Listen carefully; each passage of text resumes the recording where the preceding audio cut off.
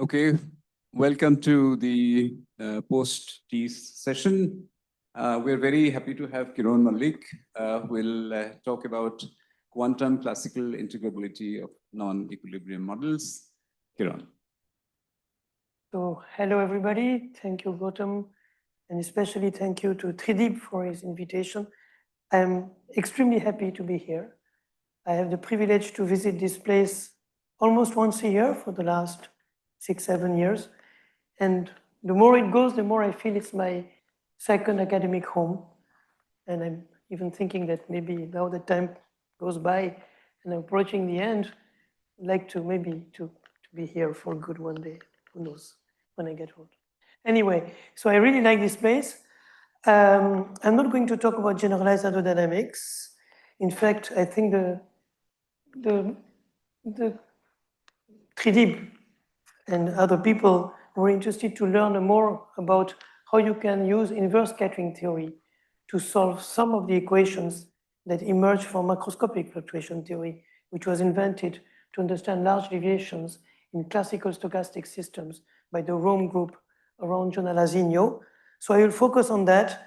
I arrived last night. I'm a bit sleepy yet. So 3D wanted to preserve me by making my talk late morning. But it's very bad for you because, as Herbert pointed out this morning, you'll be very hungry in an hour from now. So I will try to cut the cake in 2 pieces. I will make my talk shorter so that I can go to sleep earlier and you can go to lunch. Okay? Anyway, I prepared something too long as usual, but I will rush through it. I want to go to MFT and inverse scattering and do a kind of pedagogical lecture on what is inverse scattering, which is a classical piece of mathematical physics, which was developed for soliton theory in the 70s, but then it became a bit, remote from what we do in stat phys or quantum mechanics, and was really confined to nonlinear physics. But it happened so that, in fact, these methods are extremely useful to study some models in non-equilibrium statistical mechanics.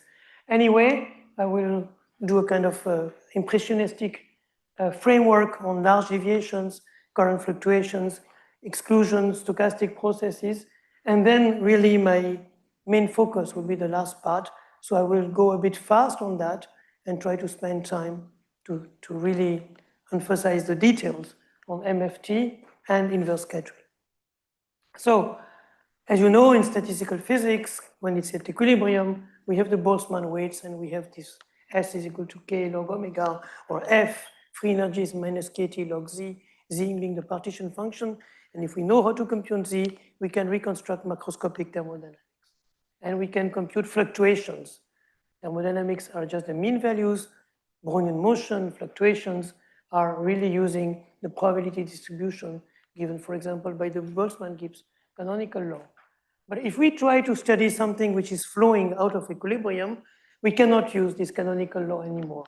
If we take the current between 2 reservoirs at the same temperature, we have equilibrium thermodynamics, statistical physics. But if we have different temperatures, then we get into trouble. Unless the temperatures are little different, almost equal, then we can do perturbation theory around thermodynamics, the so-called linear response theory of Kubo and other people, and compute transport coefficients by using the Green-Kubo formulas, which were on the blackboard, but which are not there anymore because I erased them by mistake. Somebody else wrote them before. Anyway, and this can be restated à la Prigogine by some minimal entropy production rate. This was very appealing for the people who studied these things in the 70s and 80s. I would say that nowadays it seems to be a bit out of fashion. It means a kind of cute theory, but only restricted to linear response. Now, if we take things which are very far from equilibrium, 2 very different temperatures on the 2 reservoirs, we cannot use classical thermodynamics, we cannot use equilibrium statistical physics, and suppose we are beyond the linear response regime, then we have to do something else. And what people understood in the last almost now 30 years is that there are certain objects which are called the large deviation functions, the rate functions, which appear to be good candidates to play the role of free energies or entropies for systems which are driven out of equilibrium. So there is a whole path of, understanding and research which led to that. I'm not going to resume it, but the thing is that if you try to understand, for example, going back to equilibrium, you take a system, a gas in a box, which is at equilibrium at a given temperature, and you want to know what is the density profile inside your box. Of course, on average, your density profile will be flat. Number of particles divided by volume. But there can be fluctuations. There are always fluctuations, even in thermodynamics. They are very small, but they exist. So if you want to see what is the probability of observing a given density profile in a box at a given temperature with a gas at thermal equilibrium, you can do this computation. It's in fact a computation of the level of undergrad stat phys. You just have to cut your box into small pieces, and these small pieces, each of them has a given density, and then you apply the canonical law for each of the small pieces, and you will end up computing. If you have never done that, I really encourage you to do this calculation, that the probability of observing a density profile for a gas inside of a box at temperature T is exponential minus 1 over kT, the volume times the functional of this density profile. And this functional is essentially the thermodynamic free energy. This functional is given by the integral of the free energy per unit volume evaluated at the density rho of x, the profile you want to compute at temperature T, minus the free energy per unit volume evaluated on the average density n over v at temperature T. So in certain way, if you want to understand what is free energy, you can use three definitions. Either you use the definition that we learn when we are undergrad, energy minus temperature times entropy, the thermodynamic definition, or we use the definition that we learn slightly later when we study StatMech, F is minus kT log of the partition function, or you can use a large deviation definition, asking a question which is a physical question about a density profile, and you reconstruct your free energy using this large deviation question. And this is in fact the way which was adopted in some old books of the 70s. There's a book of Ellis on StatMech, where he uses this point of view to reconstruct the thermodynamic potentials. Here I told you how to get free energy, but you can also get entropy by using a similar question, or you can get Gibbs free energy. You can really reconstruct thermodynamics by using this approach of large deviations. What is the advantage of this approach, which looks a bit, too sophisticated for thermodynamics? Well, the big advantage is that you can apply it to systems which are driven far from equilibrium.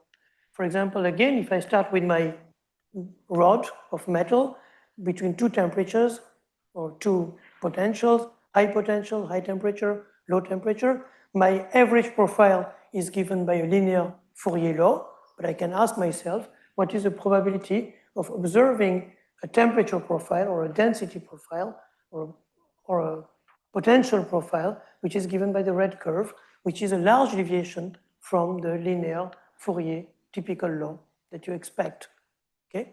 And again, if you are able to answer to this question and compute the functional, there will be a large deviation principle for this model too, for this situation too. And if you're able to compute the functional f in this framework, you would have computed something which looks like a free energy out of equilibrium without having to use any definition of entropy or temperature or partition function or Boltzmann-Gibbs canonical law, which become, what can I say, which are wrong, which do not exist in this context. Okay? But you can ask this question. So somehow, in the last 20 years, let's say, understanding these quote-unquote non-equilibrium free energies became a major challenge. And in some sense, as it was a major challenge in the 50s or 40s to compute free energies of some simple models like six-vertex model or Ising model or other models by using integrability methods, computing large deviation functional non-equilibrium free energies for various models out of equilibrium has become an interesting question to ask in the contemporary times. And that's a question that I'm going to partly answer. So, for example, a typical thing, if you connect two reservoirs with different densities of particles by a rod or different energies, you can compute the flow of particles in the stationary state or the flow of energy in the stationary state. It's typically given by a Fourier law, but you can also ask your question, I compute the total number of particles that have traveled from left to right during a given time t, okay? If I compute this total number of particles and I could call it qt and I divide by t, of course, almost surely in the long time limit, it will converge to the typical current given by Fourier law, but you can ask yourself what is the probability of observing something which is totally unlikely. What is the probability that the empirical current qt over t that I measure during my experiment is given by a value small j, which is twice the Fourier or the Ohm current that I expect from my school laws that I learned when I was a kid. Okay, so instead of having differential potential U divided by resistance, I get twice that. What's the probability of observing this catastrophic rare event? So in many models, here it's a bit, phenomenological, but you can prove that this probability of observing a rare event is exponentially rare with time. So exponential minus t times some function of j, and this function of j is a rate function or a large deviation function that quantifies the rarity, the exceptionality of your observation of a non-typical empirical current. Of course, if you take here the typical current, capital J, this probability is close to 1, almost 1 asymptotically, so phi of capital J is 0. Phi of small j is positive, because this is a probability, it's less than 1. And in many, many cases, you can prove that this phi is a convex function. So again, it's a kind of potential, which is minimal at the typical value, and the curvature of this potential gives you the fluctuations. And if you go further away from the minimal, it gives you the value of observing, the probability of observing rare events. So now the most general question, one more general question that you can ask is that I again carry, so this is again a picture that everybody shows, but you can adapt it to more specific problems. It's kind of very generic and simple picture. So you can again take your rod, connecting two reservoirs at different temperature potential, chemical potential densities, whatever you like. So here it's low, the low one is its high one, so the typical thing goes linearly from low to high. And you can ask yourself, now I run my experiment during some large time, capital T, which scales like L square, I mean a diffusive scaling. So I have a very precise experiment, which is measuring the current density everywhere during a certain amount of time. And it's also measuring my profile all the time during a certain amount of time. And what is the probability of observing a history of local currents and a history of densities during a certain amount of time? And this probability, again, takes a large deviation form, which is exponential minus L, L being the size of the system, times some functional of my current and my density. And this functional of the current and the density is a kind of generalized non-equilibrium free energy, if you wish. And it contains a lot of information. For example, if you take the partial trace over the density, it will give you the large deviation functional of the currents, so the phi that I just introduced. Or if you take the partial trace with respect to the currents, it will give you the free energy for observing a given density profile. So this F, which I introduced here, even something more general, because it gives you in time. And so this object, I, is a kind of object which, again, embodies a huge amount of knowledge about the non-equilibrium statistical fluctuations of this system, okay? So, of course, on purpose, this is written in a kind of a la Boltzmann, but there's no Boltzmann principle here. And of course, what is missing is a theory or an ansatz or something which tells you how to compute I. So in general, there is no absolute axiom or theory that gives you I, contrarily to the equilibrium case, which tells you that I is exponential minus beta E. But in some cases, for example, in the diffusive case and local equilibrium case, there is this macroscopic fluctuation theory, which tells you what I is and how you can compute it from first principles. And of course, in the ballistic case, the BMFT that Benjamin is going to talk about, I imagine, will give you another way of computing in a different class of systems. So I'll be only diffusive in this lecture. So again, large deviations are now, people are convinced that they are important. In particular, they relate to some other important breakthroughs that happened in the last 20, 30 years, which I'm not going to talk about more than just giving the names. They are related to the Galavati-Cohen fluctuation theorem and to Dzerzhinsky and Crookes relations. They are a good way to express them. So this gives even more weight to these objects. Another thing is that, as I told you, if you apply these theories at equilibrium, you reconstruct usual stat mech and thermodynamics. And in fact, if you apply these theories close to equilibrium, in the linear vicinity of equilibrium, you can reconstruct the fluctuation dissipation relation of Einstein on Sager relations and linear response theory. So somehow these large deviation functions are kind of mathematical objects which project into thermodynamic potentials at equilibrium and into linear response theory close to equilibrium, and they are more general than that. Okay, so of course, this is very abstract. You have to try to do some precise calculations. So either you try to do some, perturbative or Monte Carlo, for example, Jorge has developed with Julien Tailleur and Christian and Vivien Lecomte, and probably other people, some very astute twisting algorithms. Because you see, if you do these events are exponentially rare. Rare events, are typically impossible to see on the computer.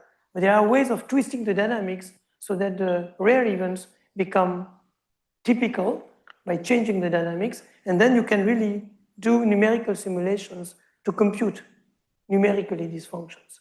So that's, of course, one of the way of understanding them. You can do some perturbative calculations and for some very specific models, as is in the case of classical equilibrium physics. So some very typical models, you can also do some analytic calculations, which I'm going to talk about. So for example, one of the maybe typical paradigmal model for non-equilibrium statistical physics is 1D. In 1D is this famous exclusion process in which you have particles on a lattice. It could be a multidimensional lattice, but it's only solvable and in fact only really interesting only in 1D, this exclusion process. You have these particles making random walks, so continuous time random walks, with the only constraint that a particle cannot hop to a site which is already occupied. Okay, so this introduces interaction between the particles. Then you can mimic reservoirs by, these reservoirs can inject particles with some rate or can eat up particles with another rate. You can mimic the effect of an external field by biasing your random walks. The random walks rather goes to the right and less to the left. Q is less than 1, for example. And you can, of course, add variance. You can add constraints which are slightly less than local. You can look at what happens behind you or what happens to the site after the one you're going to hop to. You can put here I say only one particle per site. You can try to put only 2, only 3, only 25. I mean, the number of variants of these models is quasi infinite. Of course, solvability is only restricted to very few of them. In fact, some variants are also very beautiful and very interesting. These models come from biophysics. I know nothing about biophysics, but they are nice pictures that you can look at. And they have many, many nice applications. You see, this is a model which is very crude, very minimal, almost, only the bones are left. So because it's a simple model like that, well, you find it in many, many different places. as a kind of, backbone of more elaborate models. So people have applied it to traffic flow, to sequence matching, to molecular motors, to directed polymers. It has a strong relation to the KPZ equation that I'm going to allude to soon. Even hopping conductivity, interacting Brownian processes, it appeared in mathematics, in fact, even before than in the physics literature, and so on and so on. So the relation to KPZ, again, I imagine that 90% of the audience knows about it, but maybe quantum people are less familiar with it. So this exclusion process is made of particles on a lattice, which are hopping, okay, with this classical exclusion, hardcore exclusion constraint that only one particle can sit at a given time, at a given place, at a given site. Well, a configuration is a system of particles and holes, or if you prefer, it's a binary number made of 1 and zeros, 1, 0, 1, 1, 0, 0, 1, 1, 1, 0. Another way of coding that is slightly more picturesque. So you have this configuration of particle and holes, and instead of it, you draw an interface. So how do you draw the interface? If I have a particle, I make a line with slope -1, minus 45 degrees. If I have a hole, I make my small line with slope plus 45 degrees, slope plus 1, and so on and so on. So this configuration here, made of particles and holes, just translates into this slanted line, okay? In dark black picture here. Now, if you make a particle jump, for example, if this one jumps from here to here, after a few minutes of thinking, a few seconds, you can convince yourself that your interface will just change locally here, as if you had added a rhombus or a tilted square into this gap here. So the hopping of particles is the same of adding blocks in the local minimas or evaporating blocks in the local maximas. It's the same interface dynamics, okay? But such of interface dynamics a la Tetrix, if you know about this very old game, is the same as a model of growing interfaces, which has been very much studied, and which in the continuous limit leads to the celebrated Kardar-Parisi-Zhang equation. So now in the continuous limit, so you think about an interface above a one-dimensional substrate, and this interface evolves with time by either diffusing or adding locally some block, and of course this adding is noisy. So this Kardar-Parisi-Zhang equation contains a lot of physics, as you know. It contains, of course, diffusion, nonlinearity, and noise. So it's a stochastic nonlinear PDE. And this KPZ equation can be seen, or rather it's the opposite. The exclusion process can be seen as a discretized version of the KPZ equation in one dimension. KPZ can be defined in higher dimensions. You just put here a Laplacian and here a gradient square, but in dimension higher than 1, no analytical results are known as far as I know. Kirone, I had a question. Yes. So is this connection being established more rigorously? Because normally in the hydrodynamics, you would have noise coming with multiplicative factor. Yes. So as far as I know, in the corner, in some cases, for example, in the corner case, it is rigorous. Yeah, it has been proved. I don't know the names. I think it's the first paper is a classic paper of Bertini and Giacomin, and then there have been continuations. Is this rigorous? The connection between WAZEP and AZEP, who proved it rigorously?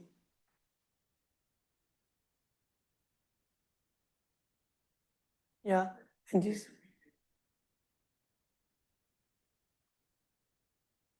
And who proved that, Herbert? Bertini or? The microphone. I mean, if you would take the ASEP, it has an asymmetry, and if you make a small asymmetry and scale space and time, that it converges to the solution of the KPC equation.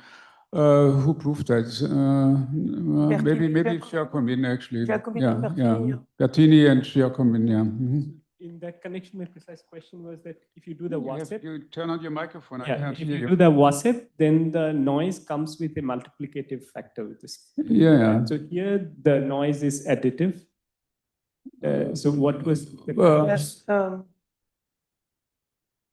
No, I mean, it's right, but I mean, it's a WASP, I mean, which converges. I mean, you have to do the right scaling. I mean, so you see that there are two versions of the WASP. I mean, if you just make weak asymmetry, then, you know, you just get a convective term to your macroscopic equation, right? You have a diffusion equation, and then you have, you have diffusion equation, and then you have a convective term. But for the KPC, you have to take a different limit. We can discuss about this multiplicative thing later. Okay, so I want, is a Larsen effect. Okay, I want to discuss integrability in these models. And integrability here, can you hear me? Yes, okay. Integrability here comes in two types. If you study the microscopic lattice model, the type of integrability which comes is the so-called quantum integrability, the better ansatz. If you study rather the continuous limit and the hydrodynamic equations, so you have PDEs, the integrability which comes here is the integrability à la Liouville or à la inverse scattering. And I want to tell more about the second one, but I will start by the first one just to give you a kind of, update on what's going on. So what do we want to compute? We typically want to compute current or density fluctuations, as I told you. For example, if you start with a system where all the particles in the asymmetric exclusion process are on the left, and you let the initial condition on the right completely empty, and you take the totally asymmetric version of the system where particles can only jump from left to right with rate 1, then you can really compute, and this has been done by various people, I think starting with Gunther Schutz in 1997, you can compute what is the probability of having the number of particles on the right at time t bigger than n, and it's given by an exact formula, which is given here. And this exact formula for people who are aficionados is really a type of integral that you encounter in random matrix theory. So that's one relation that you can see between these models and random matrix theory. And this was, of course, studied a lot by Herbert, for example, here in the late 90s and early 2000s. And this relation between these exclusion processes and random matrix theory led to the celebrated solutions of the exclusion process and the KPZ equation. For example, what you can show is that if I take in the long time limit, I want to know what is the statistics of the total current. So the total current here is just the number of particles, because there were nobody here, which are on the right of the system at time t, while qt in the long time limit scales like t over 4 plus t to the power 1/3 divided by some factor 2 time a universal probability law. And this universal probability law, psi of Tracy-Widom, is not a Gaussian, but is a Tracy-Widom distribution that appears as the distribution of the maximal eigenvalue in a GUE in a Gaussian unitary ensemble. Again, I'm going very, very fast. I just want to give you some, key words, some key ideas, is that there is the thing to remember. If you know it, you already know it. If you never heard about it, the thing to remember is that there is a deep relation between statistics of the currents in these exclusion processes and random matrix theory, and this has been studied in depth by many, many people, and there are many beautiful results related to that. So, for example, if you look at the evolution of this system, so I told you all the particles are on the left at the beginning and nothing on the right, and then they evolve, so some particles start populating the right-hand side, and you look at the interface picture where you're building your interface by adding rhombi. So it's a bit like you're building you're putting, rhombi on a corner, and this corner is becoming higher and higher, and your interface is going up, up, up. Well, this problem has a relation with some other very celebrated problem, which is the so-called Ulam problem related to random partitions. Again, I'm not going to give you the details. I just want to give you the keywords. So exclusion process, random matrices, Young tableaus, pure mathematics related to some random partition and their statistics. And again, the similar kind of laws, this was explored by Johansson, by Heft and Johansson. This Tracy-Widom law also appear in this context.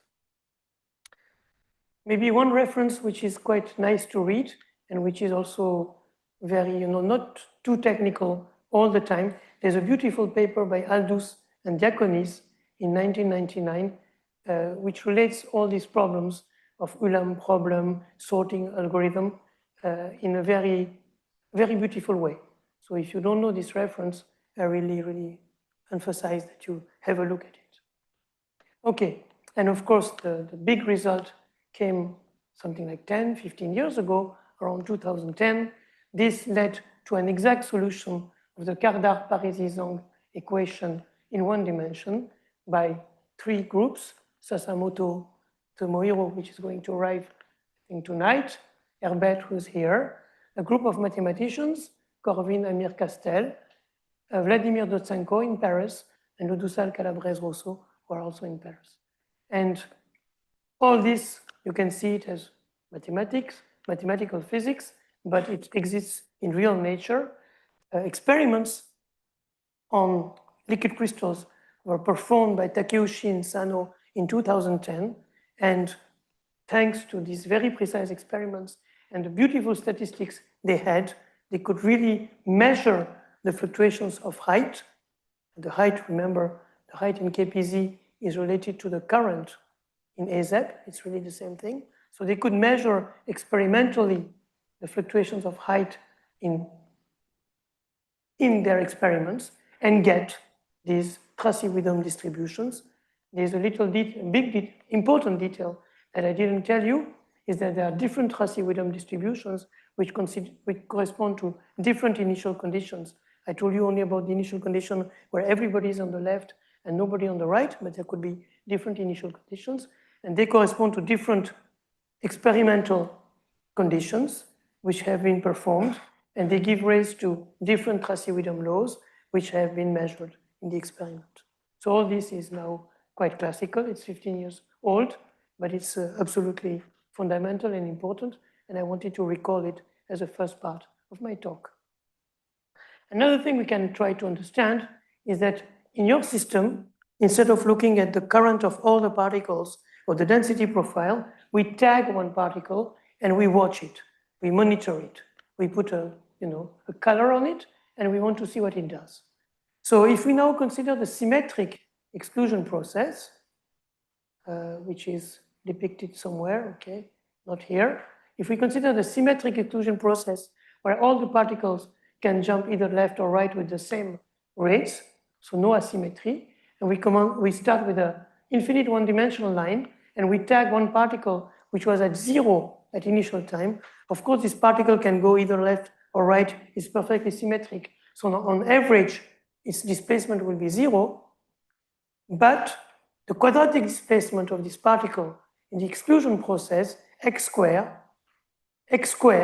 will be proportional to square root of t. Remember, if you have random walkers which are not interacting, of course they diffuse, and x square is given by dt. This is diffusion law. But here, because of the exclusion interaction, x square is some constants times square root of t. So typically, x grows like t to the power 1/4. Again, this is a very classic result. There's a mathematical proof in Aratia 83, but this was already understood by many people in the 70s in different communities independently.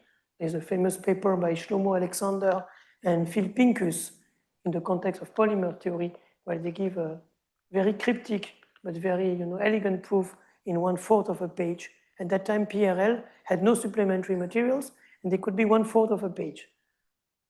And it's beautiful, this Alexander Pincus paper, and they give an argument not to prove, but they give an argument to explain why x squared is t to the power 1/4.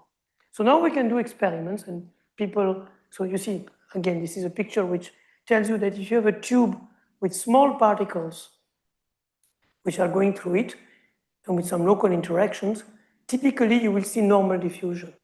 But if you have a thin tube with macromolecules which cannot overtake each other in such a way that the order is preserved, so this is a kind of exclusion condition, then the square displacement will be proportional to square root of t.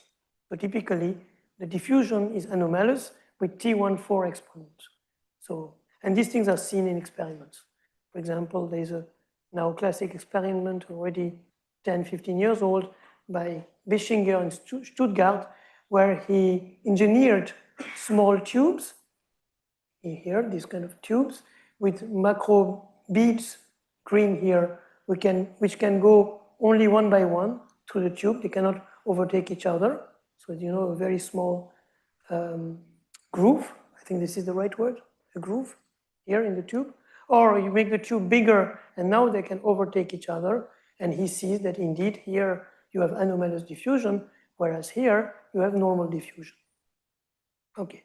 So for example, one quantity we want to compute is either, you know, the current fluctuations or the statistics of the position of a given particle, of a given tag particle. And as you know, this cumulant generating function or this moment generating function, the right word is a characteristic function, which is the exponential of x t average over the histories, will tell you how this random variable xt behaves. And in the long time limit, you can show that there exists a large deviation principle, and you want to compute the associated rate function. Okay. So in the case of, how much time do I still have? This is the time? So I do have time. Okay, good.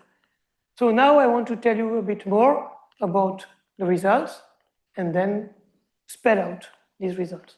So in the case of discrete models, so I give you some hint about, you know, these random variables related to random matrices and so on and so on. So the field that developed around, you know, this exclusion process, KPZ, and all related models is known as the field of integrable probabilities. And it is fundamentally related to the Bethe-ansatz. So just a few words now about the Bethe-ansatz. Oh no, sorry, I'm still asleep. So now I'm going to tell you a bit about macroscopic fluctuation theory, and then I will go back to Bethe-ansatz and then to inverse scattering. So forget about what I said about Bethe-ansatz. So all this was very, you know, microscopic models, lattice models, particle hopping. But as physicists, we like to have coarse-grained models, and we like to understand how things behave in a kind of, you know, phenomenological, hydrodynamic way. After all, this is the topic of the workshop, hydrodynamics. So macroscopic fluctuation theory is an answer to these non-equilibrium fluctuations of classical diffusive models driven out of equilibrium. So I'm coming back again to the same picture, this rod, now in blue, connecting two reservoirs at different densities. And we can say that there are charges which are going from left to right. And there's also an external field which is given by the differential potential divided by the length of the system. Okay, I put a factor 2 here so that I can get rid of the 2 later. Okay? So as physicists, no, without even trying to be rigorous, we could say, okay, there are no particles which are created or destroyed in the bulk of the system, so we can write a conservation equation. The derivative of the density within the system, rho xt, is given by minus the divergence of a current. And now, phenomenologically, on the back of the envelope, many people will just say, okay, what is my current? Well, my current has two origins, either a local density gradient, so minus some diffusion constant times the local density gradient. That's a kind of Fourier-Fick term. And of course, I have an overall field which is applied to the system. And there is a local conductivity also. So I have my Ohm current, nu sigma, which is also driving my particles. So the origin of the current is twofold: local density gradient and Fick, Fourier, Ohm law, call it as you like, okay? At the microscopic scale. And then once you put together these pieces and you take the divergence and put a minus sign, this gives you the continuity hydrodynamic equation for the system. Well, this is of course a bit hand-waving. The beautiful thing is that this type of equations have been proven rigorously for a handful, very few models, and this started in the 70s and 80s by many people, including Herbert, who is in the audience, but also Varadan, Demassi, Ferrari, Ola, many people who worked, Yao, worked on these hydrodynamic limits. So it's another huge subfield of non-equivalent statistical mechanics, proving hydrodynamic limits, which is, putting on rigorous grounds this kind of phenomenological thinking, and also not only putting on rigorous grounds, but trying to understand what D and sigma exactly mean, and also when it's not true, because it's not always true. Okay, so trying to understand what are the underlying hypotheses which allow you to write that. Okay, but this is purely deterministic. There are no fluctuations here. This just tells you how the density, the local density evolves with time, starting from some given initial condition, given two boundary conditions on the left and on the right. We want to understand fluctuations. We want to do statistical mechanics, not only deterministic hydrodynamics.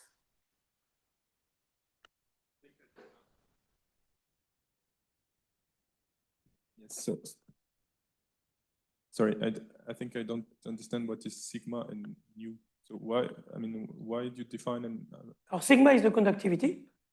You remember this law, G is equal to sigma E, Ohm's law? Okay. That we learned at school when we were...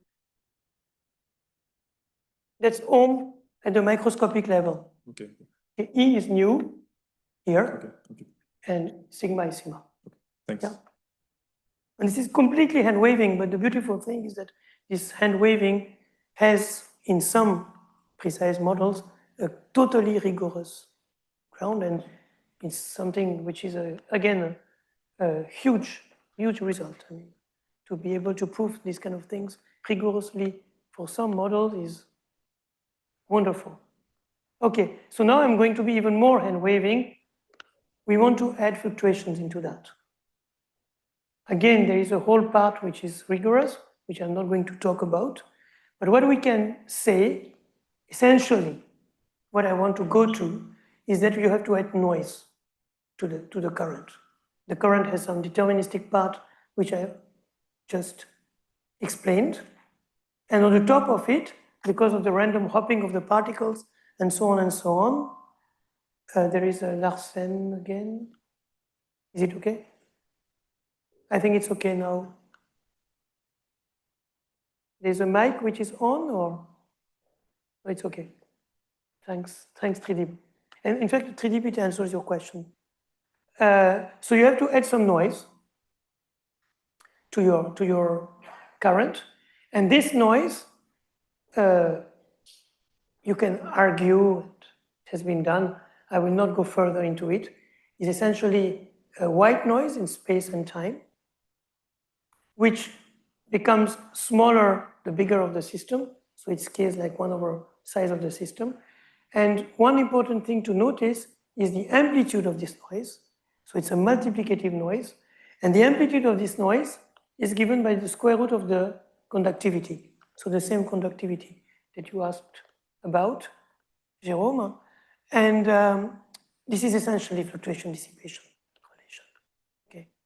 So if you go into the details, at least at the physical level, this is essentially fluctuation dissipation. And now I told you that there are these two phenomenological coefficients, which are the local diffusion constant and rho dependent. And the rho dependent conductivity. So how can you measure them? So one way of measuring them is to start with a system with very little difference between rho 1 and rho 2 and measure the average current, the average total number of particles which has flown through the system during time t. I used to call it qt, now I call it yt. And if you divide yt by t, you will see that there is a term. So I'm just, translating the fact that there is one term in the empirical current which is proportional to the gradient of particles, of density, and another term which is proportional to the external electrical field. So probably, Jérôme, this answers your question in a cleaner way, the 1 over L which was missing in the continuous limit. And now this fluctuation term, which means that you have to now remove the average, and if you compute quadratic fluctuations, this will give you the sigma.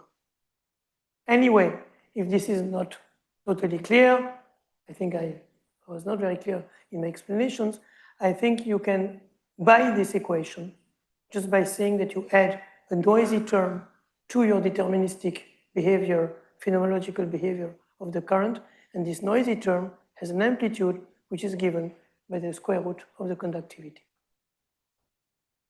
Okay? Any question? Yes? Yes. Yes. And so essentially the conductivity gives a ballistic spreading from the two reservoirs, no? And but your noise is coupled only to there's no connection between the noise and the diffusive part. Is related only to is coupled only with the ballistic part. Yes, also it's not totally ballistic because my field here is extremely small. So you see, I scale the field as 1 over L. So this is the missing term which brings, if the field was finite, it would be purely ballistic. And then the diffusion would be subleading, and you would have only, just electrons accelerated in a field, But here, in fact, I put 1 over L in a kind of, without too much insisting on it, so that now these two terms are really of the same scale.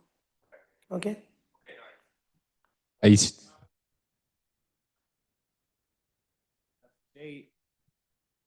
I'm a bit confused by the second term. Yeah, the second term is WASEP. It's the WASEP. So it's the, okay. So Okay. in SEP is 0. Yeah, of course, in SEP is 0, it will arrive. But in WASEP, which is weakly asymmetric, in which you scale the asymmetric like 1 over L, it appears. So it's 0 because nu is 0, not because... Yeah. In SEP, it's 0. But life goes beyond pure ZEP. WASEP exists, and it opens a new perspective in life. Anyway, okay, so ZEP. So in the case of the symmetric exclusion process, D is just 1, and sigma is 2 rho 1 minus rho. So let us summarize. If I want to understand the deterministic behavior of a lattice gas, which is diffusive and locally at equilibrium, essentially the two coefficients I need to understand are D and sigma. And I have to compute them for microscopic considerations. I have to do some combinatorics to compute them. So in the case of ZEP, they are very simple, just given by these values. But of course, you can play with more and more complicated models and try to compute them. It's not always possible. There are only very few models in which you can get closed, simple expressions for D and sigma. The simplest case is independent particles, random walkers, which don't see each other. D is 1, but sigma is 2 rho. So you could say they don't see each other, so why are they sensitive to the local density? The thing is that the more you have at a given place, the more the current produced by the external field is important. Your question a few minutes ago. So that's why sigma is proportional to 2 rho. In the simple exclusion process, D is 1, sigma is 2 rho, 1 minus rho. Another model, probably Christian evoked it last week, the KMP model, D is 1, sigma is 2 rho square. Now you can invent more nicer models or more complicated models. For example, Paul Krapivsky studied 10 years ago a model. So exclusion is always a basic principle, But now you can say, okay, hops which are increasing the number of nearest neighbor pairs are forbidden. For example, this hop, which would be allowed in the simple exclusion process, creates a new pair, and I don't make it. But for this model, the repulsion process, you can compute T and sigma. There's a family of very important models defined in the mid-80s, KLS, Katz-Leibovich-Spohn models, which are kind of driven easing model. So these models are quite general. There's a subclass of these models which is given by these rates. So these models are essentially driven easing models. And for this subclass, so you see you update only the middle pair. Here, you make this one hop, here, from here to here, or from here to here. But of course, this hopping depends on your interactions with your nearest neighbors. So also on the left neighbor here and the right neighbor here, and you have different rates. And you can even here compute D and sigma, but as you can see, they take more and more complicated expressions. Anyway, once you have them, you have the deterministic hydrodynamics. And by using this approach of fluctuating hydrodynamics, you have also access to the fluctuations. Okay, so let's go now to the Z case. In the Z case, again, I have my equation, which is fluctuating hydrodynamics. My transport coefficients are given by D and sigma. And the macroscopic fluctuation theory, a way of seeing it is a way of starting from this stochastic PDE and writing path integrals related to it. So I just recall one question that I asked half an hour ago. We want to understand the large deviations of the density profile during a certain amount of time, duration of time, and the local currents during the same duration.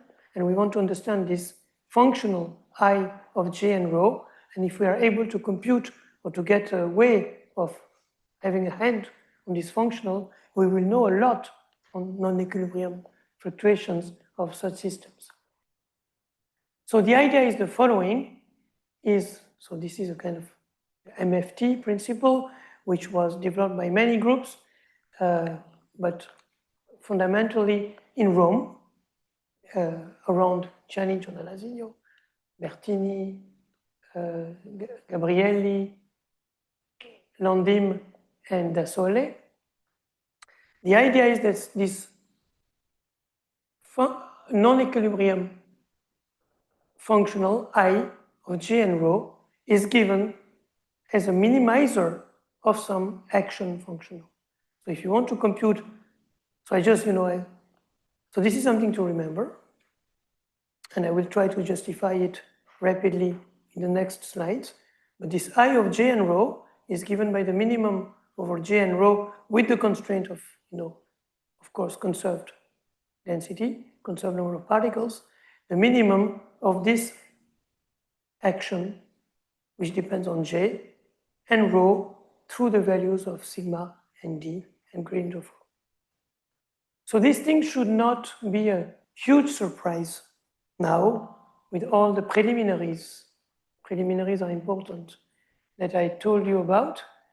I told you that the current, so let's put the new back for the moment, and then I will forget about it to please to Jacopo.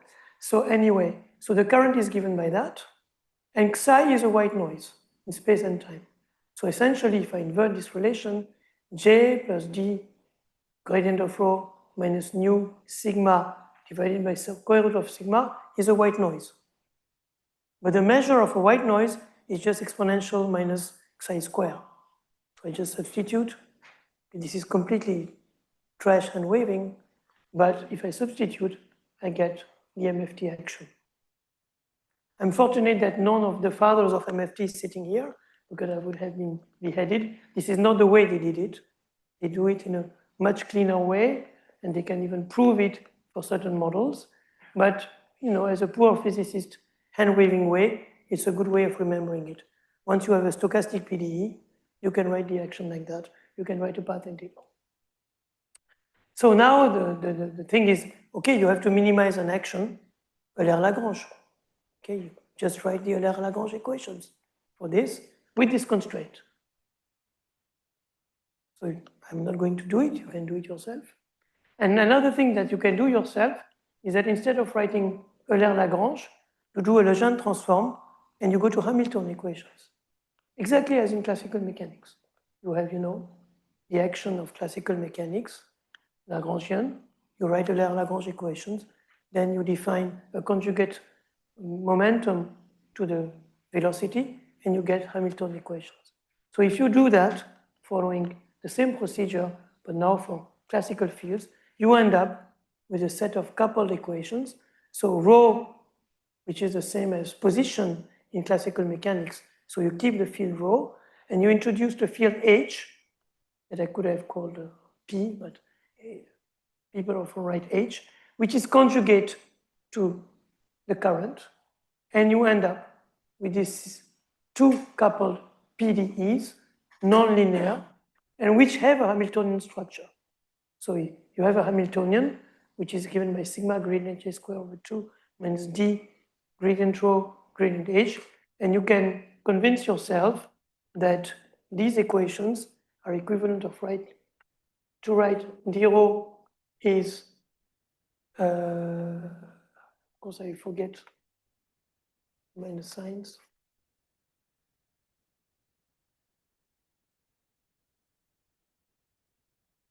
Only minus here.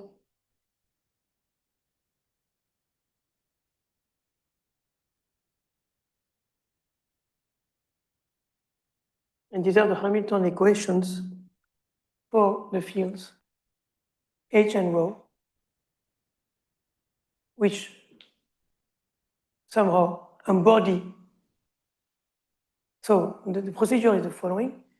If you're able to solve these equations with some given boundary conditions and constraints, d and sigma being given, once you solve them, you can compute, they minimize this action, so you can compute large deviation functional I of G and rho, and once you have the large deviation functional of I of G and rho, you essentially have access to all possible fluctuations by taking partial trace, partial integrals of the density of your problem. I'm going back to show you the slides, and the current. So by taking the trace over rho, you get the current fluctuations, and by taking the trace over J, you get the density fluctuations. Kirone, may I Yes. ask? Yes. Yeah. So so if I could go back to your action principle, that Yep. slide.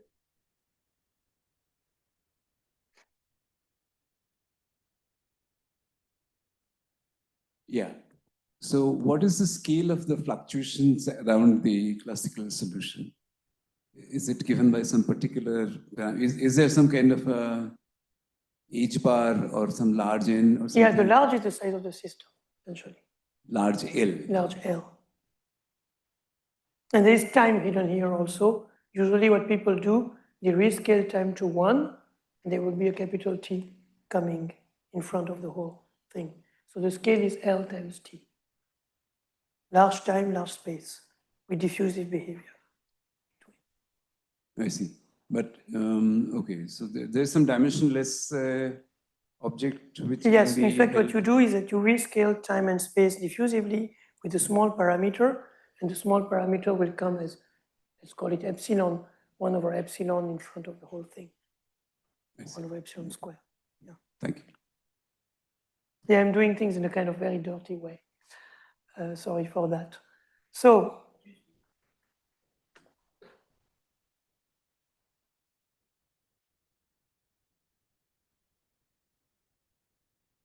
so you were calculating these functions d of rho and sigma of rho, but in order to calculate them, you use these very small gradients. yes, yes. Is it clear that the same functions will continue to hold when the gradients are not so small? So, yes, it's of course a very deep question. Behind all that, there's an assumption of local equilibrium. So, locally, you have equilibrium. The global gradient can be big, but of course, locally, rho is well defined and the function is smooth. Yeah. This is an important fact, which I also put under the carpet. So now, you see, you have two ways of looking at these non-equilibrium fluctuations. Either you have a microscopic model, and you try to solve it, and you try to get the large deviation functions. Or you have this fluctuating hydrodynamic limit, given by these stochastic PDEs. You have the action principle, which is associated with it. You have the Euler-Lagrange-Hamilton equations, which are here. And in principle, if you're able to solve them, you'll be able to understand non-equilibrium fluctuations at a coarse-grained continuous limit. Okay? In the case of the symmetric exclusion, or even partially asymmetric exclusion process, calculations can be done at both levels. You can do calculations at the microscopic level using Bethe-Ansatz and microscopic integrability and compute exactly some observables, for example, the large deviations of the position of a tag particle or the large deviations of the current. And you can also formulate the same question at a macroscopic level with these equations and try to solve them. They can be solved exactly in some cases, and the results coincide in the large scale limit. Okay? So that's the topic of the remaining, if you're not too hungry and I'm not too sleepy, remaining 50 minutes or so. So there are two parts. One is microscopic integrability, which is based on Bethe-Ansatz. And the second one is macroscopic integrability of these equations for ZEP. ZEP is macroscopically integrable, but we don't know how to do it. This is a strange case where you know it's integrable, but we don't know how to perform the calculations. Or maybe somebody knows, but I don't know. And this is the second aspect. So now I think I'm in front of, in French we would say, a Cornelian choice. Either I do more microscopic and less macroscopic. So if you allow me, I prefer to deal more with macroscopic integrability. So I will skip that. And if some time remains, I'll come back to it. Okay? So let's go to macro immediately. And what I want to do in the remaining time, part of it, is to explain how MFT for ZEP, but also probably for WAZEP, can be solved by using inverse scattering. And now I'm going to go into the details. I'm going to be less impressionistic than I was before. Okay, so what we want to compute very precisely in this example is the fluctuations of current in my symmetric exclusion process. So the microscopic picture is that I have, for example, particles on the left and nothing on the right, and I'm computing the number of particles between time 0 and capital T, which have hopped through site number 0 between time 0 and T. The total number of particles, and I'm computing, because it's Z, so there are symmetric jumps, so I'm computing positively the ones which hop from left to right, and of course negatively from the ones which jump from right to left, okay? That's at the microscopic scale. Now in the continuous limit, if you think about it, and your initial condition can be anything, not necessarily full here and empty here, it could be any profile. What we are computing is the excess number of particles which are on the right side at time t compared to the number of particles which were on the right side at time 0. So what we want to compute is the quantity qt, which is the integral on the right side from 0 to infinity dx of the density on the right side at time t minus the density on the right side at time 0. This is the excess number of particles which appeared on the right-hand side between time 0 and t, okay? Which corresponds to the number of particles which have hopped from left to right, minus those who have hopped from right to left, okay? And you can prove, and this is rigorous, that the characteristic function of this random variable in the long time limit scales like exponential square root of t mu of lambda. And the question is how you compute this generating function, this large deviation function, mu of lambda. So what we have to do is to average this exponential lambda qt over the measure of the random process, which is here. And doing the macroscopic fluctuation theory, Remember that D is 1 and sigma is 2 rho 1 minus rho. The equation that I wrote before now reduced to this set of two coupled equations, okay? And you have some boundary conditions. Okay, the boundary conditions are a bit tedious to understand. The boundary conditions come from the fact that I have to, so I'll go a bit into the details. So I take the exponential of lambda qt. So I have the exponential of lambda times this integral, okay? And I have the measure, which is the action functional, which is here. Here. So I have exponential lambda qt, exponential this thing, to minimize. And now I do my, my Euler-Lagrange type of perturbation, and I will get this term at final time, and this term, this lambda theta of x, in fact, comes from exponential lambda qt, because this integral from 0 to infinity is the integral from minus infinity to plus infinity of theta of x times this, and this is at the final time, and this is rho. So if I do a variational calculus on rho, this will give me the theta. Okay, so here it is. Now the other one comes from this term, gives you this one. And this term, which is a slightly more complicated to understand, comes from the fluctuations of the initial condition. So of course, I didn't tell you yet what the initial condition is. So what I will start in my problem, I will start with an initial conditions where each particle is located at a given site with independent probability rho bar. So I put a particle here with an independent probability rho bar, while I don't put it with probability 1 minus rho bar. This is a Bernoulli, local two-variable Bernoulli, and I take it independently on each site. And rho bar is here, okay? And what I do is that I put a density rho minus on the left side and rho plus on the right side. So what I have to compute is a solution of this PDE with these boundary conditions, and this is what I'm going to do now using inverse scattering. So I want to give you two nice pieces of information.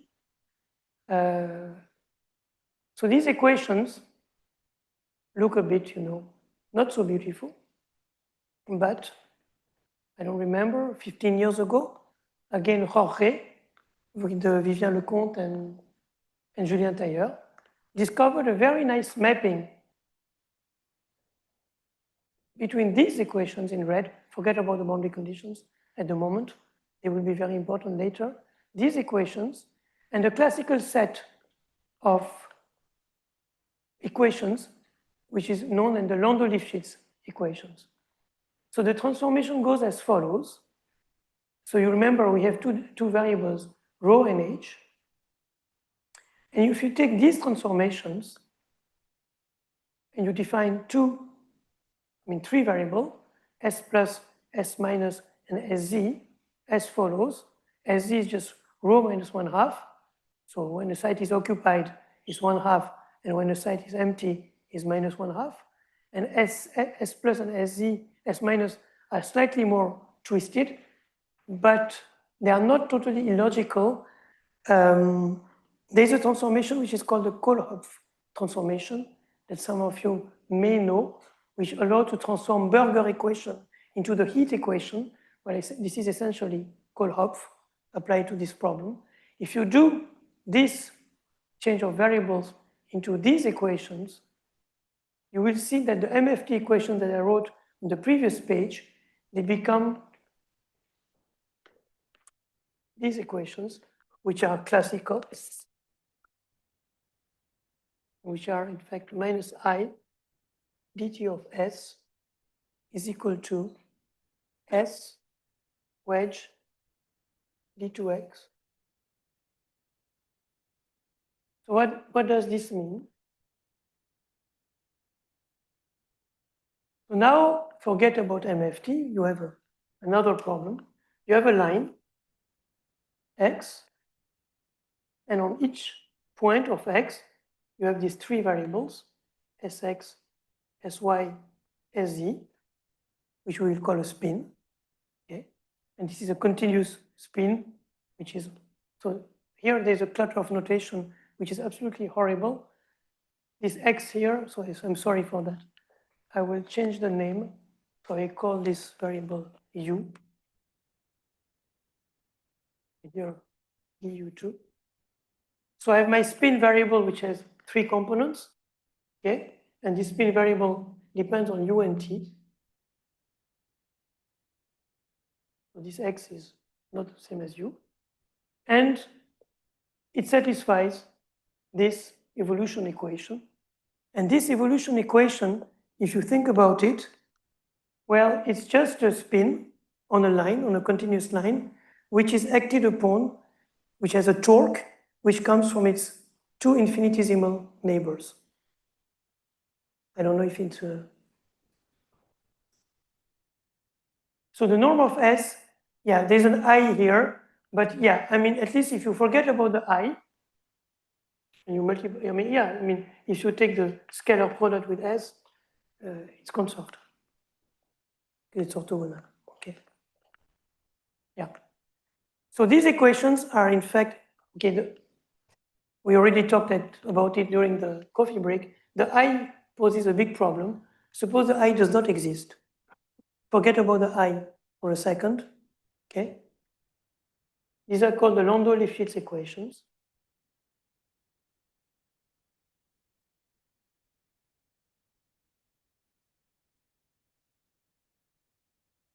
And they really tell you how a spin precesses in space due to the magnetic field created by its neighbors, okay?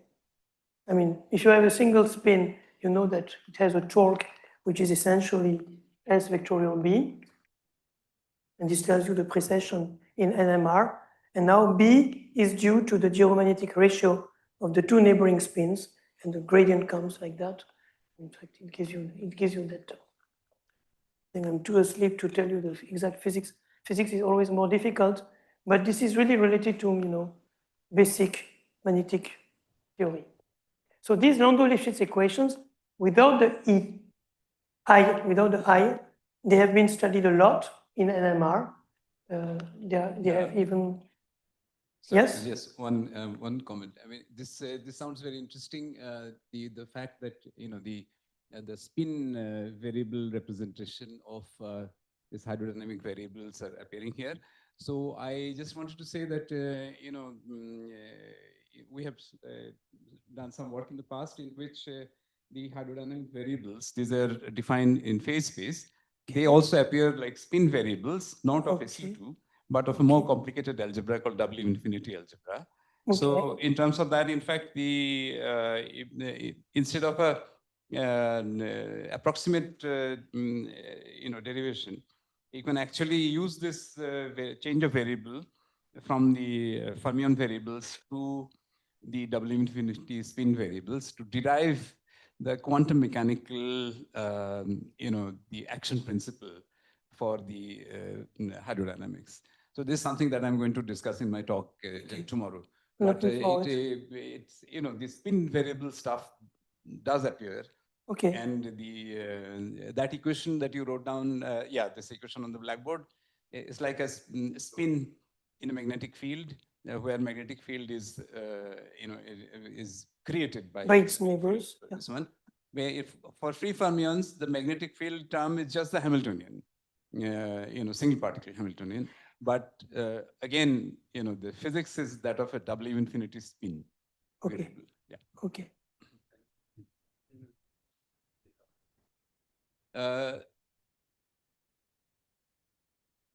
No, it does not have an eye. So maybe for the people who are not at the coffee conversation between the 4 of us, yes, so there are 2 things I want to say, and there will be a picture later. Without being explicit, there's a kind of heuristic game between these classical Markovian stochastic processes and corresponding quantum models. For example, here you're seeing we are doing some spins and so on, and there's a systematic kind of, you know, way of trying to go from one to other, and people import techniques. For example, when Deepak did that in the late 80s, Deepak noticed that the exclusion process is the XXX or XXZ when it's asymmetric. The symmetric exclusion process or the asymmetric exclusion process are nothing but the Heisenberg spin chains. And once you see that, Heisenberg spin chains are exactly solvable, and they're exactly solvable by Bethe-Ansatz. So you can import Bethe-Ansatz techniques to do microscopic calculations on exclusion processes, the thing that I passed very fast and didn't tell. So here it's a bit the same thing. Jorge and his collaborators noticed that MFT equations are related to these Landau-Lifshitz equations, and these Landau-Lifshitz equations are integrable by inverse scattering. Okay, it took some time to realize that we could use it. Yeah, just a question. So with the I there, are the Sx, Sy, Sz complex or real? What is complex or real? The variables Sx, the vector S, is it real or complex vector? It's real. It's real. Because it's the density and the field H. So it's a real variable. Okay. But with the I, yes. Okay. Yes. And this I, okay, it's interesting. I mean, maybe I hope it's not too chaotic for most of the people. The I here is a major problem. I mean, and this is the same I, again, I'm trying to be a bit both pedagogical and imprecise. If you write Schrödinger equation without a potential, it is just that.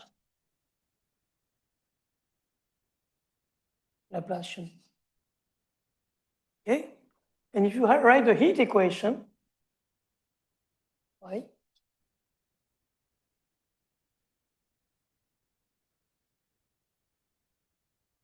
Well, they're essentially the same, apart from an I, minus I, okay? So you could say, okay, I mean, maybe the physics is quite similar and so on. Similarly, if you look at HXXX, which is the Heisenberg spin chain, so these are the Pauli spins, quantum, okay? The three Pauli matrices, and I write the Markov matrix of Z. It's a stochastic process, so I have a Markov matrix M.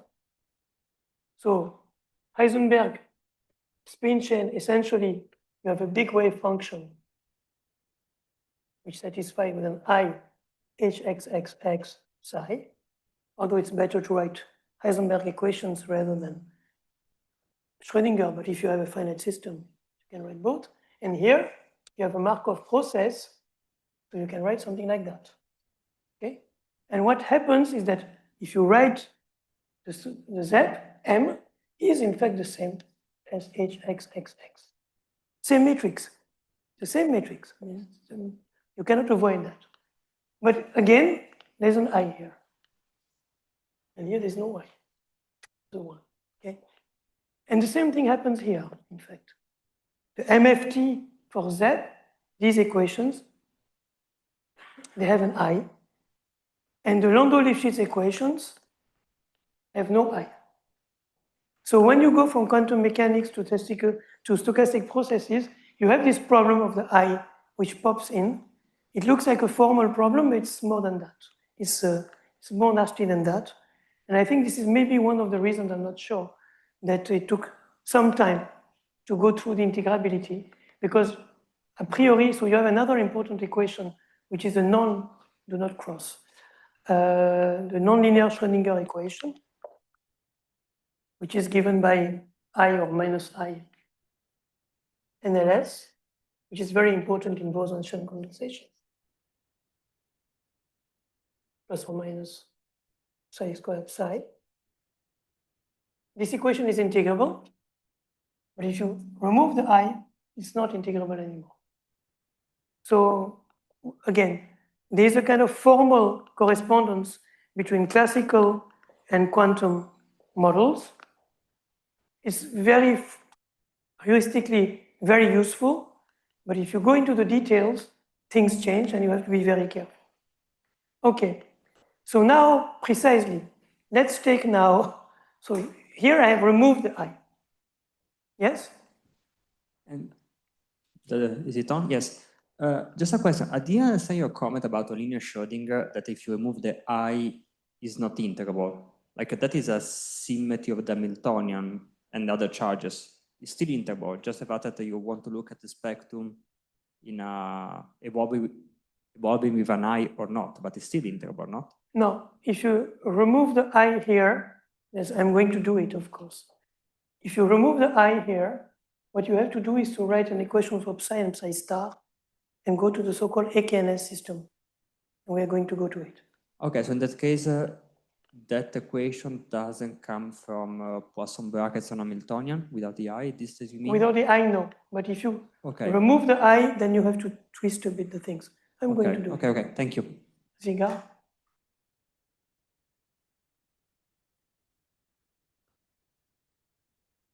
About this transformation to spin variables, this is for SEP, right? This is for SEP, yeah. And is it known what the transformation looks like for ASEP? For WASEP, yes, it's known. Yeah. It goes to Landau-Lifshitz with an external field. You have to add something here. You have to add a matrix times. Yeah, it's known. Anyway, so now let's continue, and I think I will totally confuse everybody. So as I told you, this is there's an I which is extra. Okay, let's remove the I. We remove the I, and we get the very nice Landau-Lifshitz equation, which does describe the motion of a spin on the sphere. Okay, so it's a continuous spin on the line, which is precessing due to the magnetic field, which is created by its two infinitesimal neighbors. Okay, the magnetic field is the gradient of S, and you need to take the gradient of the magnetic field because it's a momentum, it's a dipolar, and so it's Laplacian of S. And this equation can be mapped to NLS, the nonlinear Schrödinger equation, with an I. Okay? So this equation without the I can be mapped to the nonlinear Schrödinger equation with the I here. If I had kept the I here, the mapping fails. So I'm going to tell you about the mapping. So the previous mapping was due to Jorge and Julien Tailleur and Vivien Lecomte. This mapping I want to tell you about, although it's a bit of a side track, but we are side tracking so much that why not? Because it's very beautiful. I mean, maybe some of you know it. I learned it a few years ago with Tomohiro. We found nice papers, and I somehow fell in love with it. And I find it so beautiful that I think it's worth. It's old, classic, but it's extremely elegant. So forget about MFT and so on. We are talking about NMR spins, which are behaving like that. S first, S wedge. And sorry, my U is X now, again. And I want to show how it maps to NLS, which is a very important and celebrated equation. And the mapping, if my notes, I'm not in a state to remember it by heart, is due to Tartajan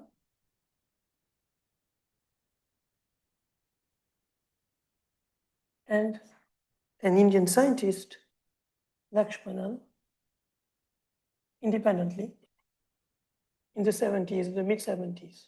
So you see it's quite old. But it's extremely elegant. And the idea is to go back to basic differential geometry of a curve in space.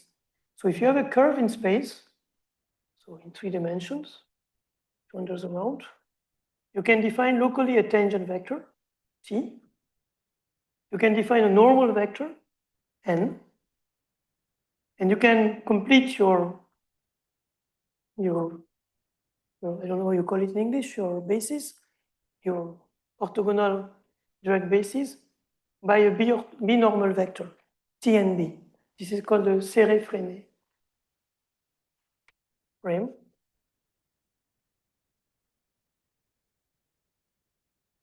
You have your tangent vector, normal vector, and the binormal vector. Okay. And you have the curvilinear abscissa S. So your curve is parametrized, x of S, y of S, z of S, and S is the length, the arc length, okay? ds squared is dx squared plus y squared plus dz squared. And now if you do, of course, they depend on S, of course, everything is local. And if you move from S to S plus ds, your frame will rotate a bit by an infinitesimal rotation. So you have an antisymmetric matrix which describes how they behave in function of S. And what you can write is that dt over ds. So maybe, yeah, I mean, we all learned that, but this for me, it was a long time ago.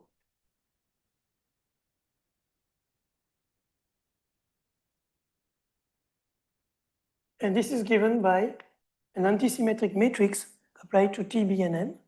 And of course, this allows you to define the radius of curvature, and you can complete it in the torsion. So it's 1 over R times N, and the rest is antisymmetric. 1 over R radius of curvature times T plus torsion times B, and the last term comes automatically minus torsion times N. So there's a curvature radius.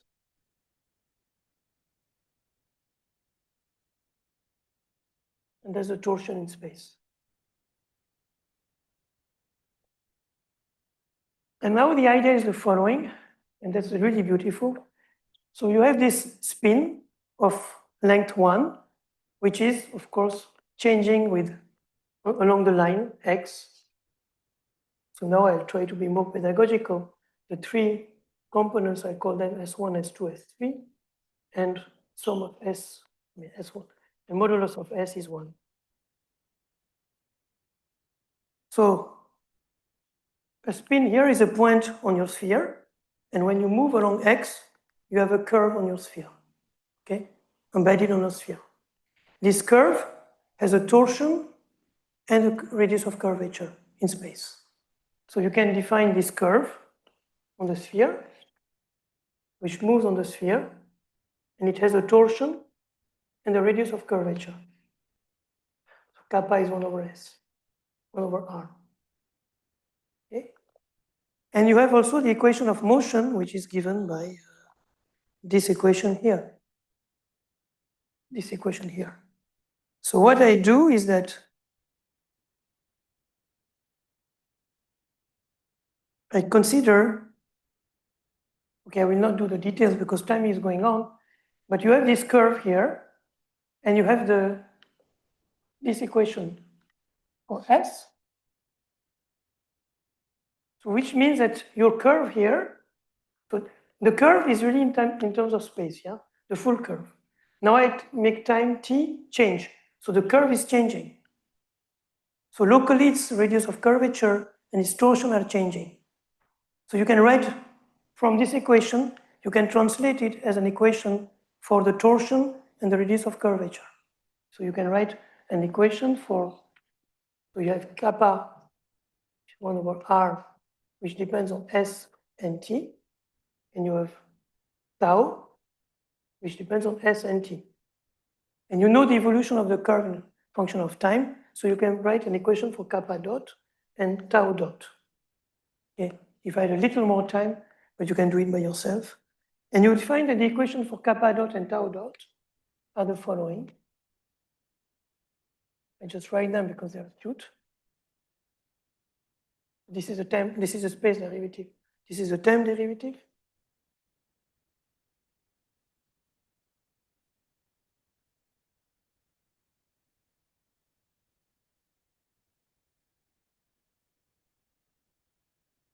Written like that, this doesn't look so nice, but in fact it is nice.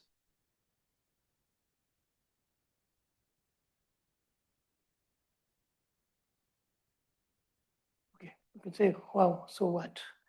Well, the thing is that now if you define psi x and t, which is given by kappa x and t, then exponential I integral of tau, then you can prove that psi satisfies NLS.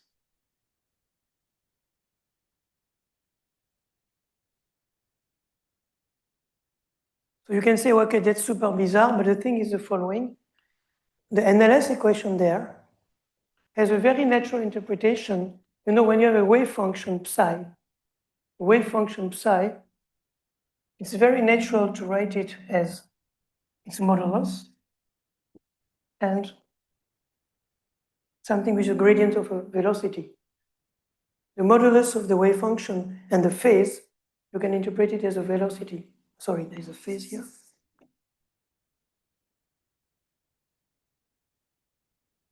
And gradient of theta is a velocity. Yes? See, I was going to try. Exactly, Madlung. It's called the Madlung transformation, where you have a hydrodynamic interpretation of the NLS equation. You just rewrite it like that. Okay? You call this something, I don't know. But the Mandal equation does not quite look like this, does it? It is the Madlung. In fact, it is. It is? Perfectly. And so which one is the quantum pressure term? This one. Okay, because usually it's not integral of tau and so on, but it's exactly the Madlung. No, it is. In fact, yeah, usually it's integral of the velocity. So tau is the velocity here. Tau is the velocity. This is a gradient of this thing. Is And it's the just velocity. square root of kappa. Usually it's not kappa, it's square root of n. Oh, okay, yeah, usually you have here, yeah. But, You're right. So this so is it is square root, the same. it's the same. Okay. Okay. Okay. So one thing you have to remember, if you have even the Schrödinger equation, people interpret it in terms of hydrodynamics. I mean, conservation of probability, psi square. The nonlinear Schrödinger equation, you have this transformation, which is called the Mandal transformation, which allows it to write it in terms of hydrodynamics.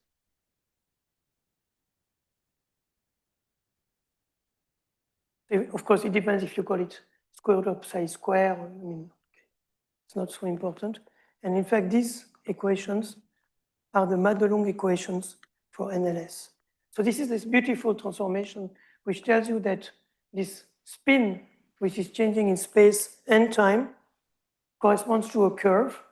And the elements of this curve, which are essentially its radius of curvature and its torsion, satisfy these equations, which are just a translation, direct translation of Landau-Lifshitz evolution.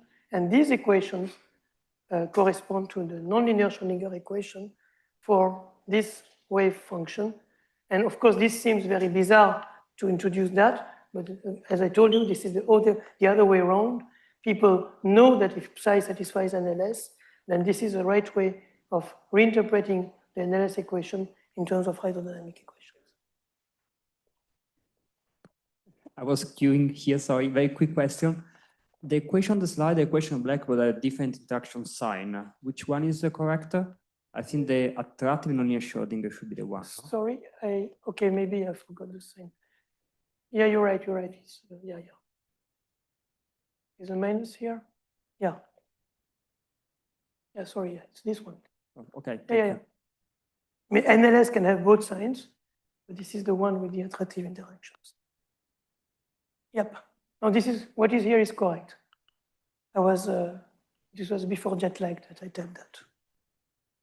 So this is correct. So, and now the thing is that Landau-Lifshitz goes to NLS, and NLS is one of the big celebrated equations, and NLS is integrable. In fact, essentially integral. It's classically integrable. We are going to see what it means. The other big problem is that, in fact, where did I put my remote control? Of course, I cheated terribly because there's an I here, which I removed here. And by doing properly the mapping, it appeared back here. But if I put my I back here, the mapping doesn't work anymore. Okay? The mapping in the mapping, you have essentially the fact that if you have a phase and you have the conjugate phase, the product is 1. And if the phase is real, exponential A times exponential A is not, it's not 1, but exponential I phi times exponential minus I phi is 1. And it just fails. Okay. So, question, is it the miracle, is it the fact that two variables can naturally conspire to become one complex one, kind of something like Cauchy-Riemann somewhere, or? So in this case, yes. In this case, clearly. yes. And in the other one? The other one, I don't know. Something to understand, yeah. So here is a kind of a resume, a kind of summary of what we said. And again, goes back to some discussion we had earlier. We start with a simple exclusion process. That's a microscopic model. We do some coarse graining. We have a hydrodynamic limit. We want to write large deviation. We add some noise. We have the MFT equations. That's one part of it. On the other side, we have the Heisenberg spin chain, which is a purely quantum model, okay, to understand quantum magnetism. Heisenberg spin chain. You take this Heisenberg spin chain, and you do something I didn't do. So when you write the Heisenberg spin chain, you have a Hamiltonian, you can write Heisenberg equations. You can write the fact that the evolution of any quantum operator is given by, and I don't remember the sign, Hamiltonian. These are the Heisenberg equations, okay? So with the Heisenberg spin chain, I can write the Heisenberg equations. By the way, the Heisenberg spin chain is solvable by better ansatz. This is precisely the observation of Alexander Holstein, Deepak, Herbert, which found this mapping. Okay, now I have my Heisenberg spin chain, and I do a kind of classical limit of it. I coarse grain the spins, and I replace the Lie brackets by, I replace I times the Lie bracket formally by a Poisson bracket. Dequantization, okay? If I do that on the Heisenberg spin chain in a formal way, I end up with the Landau-Lifshitz-Gilbert LLG or LLE equation that I wrote before, okay? So this Landau-Lifshitz equation, you can see it as a classical limit of the Heisenberg spin chain. On this side, we had the mapping between simple exclusion, microscopic, and Heisenberg spin chain. Coarse graining, we got the MFT. And there's this mapping found by Korshan, Lecomte-Tailleur, and rediscovered independently by Derrida and Gershenfeld a couple of years later, between the MFT equations and Landau-Lifshitz-Gilbert. Okay? You remember that somehow there's an I that I really, from going to here, there's an I which is missing. Now, Landau-Lifshitz goes to NLS, okay, with the I. And here, this mapping is really, really dependent on the fact that we have something with complex numbers. MFT goes to this with an extra I, and what's missing is a kind of mapping, what was missing between these MFT equations and something which looks like the NLS equation, okay, that I'm going to explain. Any question? Yes, Siga? Is there a zero curvature representation of this? Yes, I'm coming to it. I mean, if I have enough time. Okay, this I will go through, forget.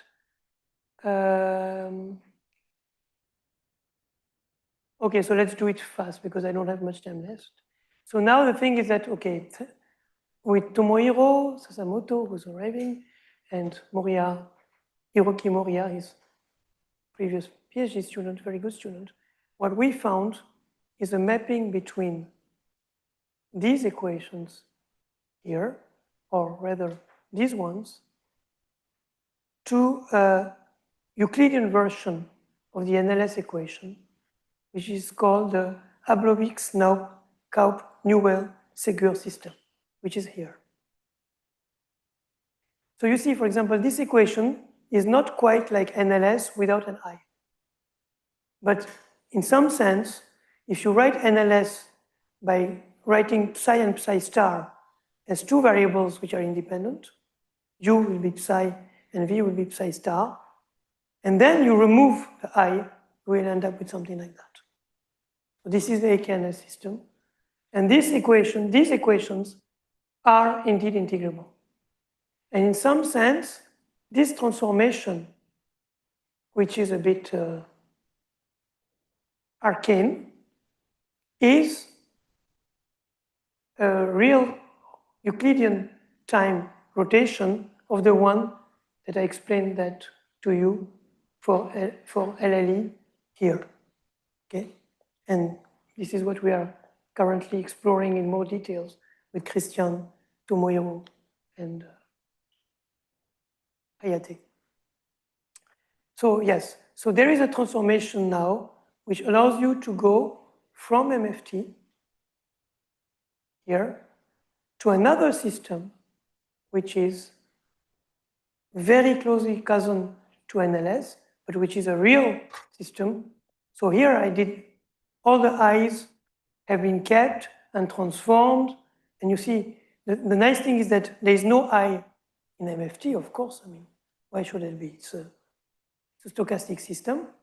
I do a transformation without any I hidden. And I get a system of equations, also which are real, and everything is consistent.